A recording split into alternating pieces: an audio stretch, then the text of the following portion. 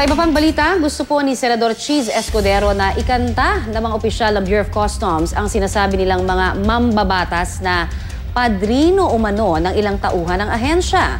Naghain si Escudero ng resolusyon para magkaroon ng pagdinig ang Senado sa issue. Nalalagay raw kasi sa alanganin ang lahat ng miyembro ng Kongreso dahil sa pahayag ng mga opisyal ng Customs tungkol sa umano'y padrino system.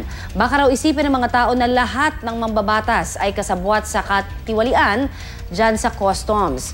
Maghahain din daw ng resolusyon si Escudero para palagyan ng mga CCTV camera ang mga lugar kung saan nagkakaroon ng koleksyon o transaksyon. Magandang maliwanag at malaman sino-sino ba tumatawag. At dahil ba sa tawag na yun, may ginawa ba silang illegal, mali, bawal o irregular? Upang malaman na rin kung sino mga dapat sisihin kaugnay sa napakatagal ng problema sa Bureau of Customs.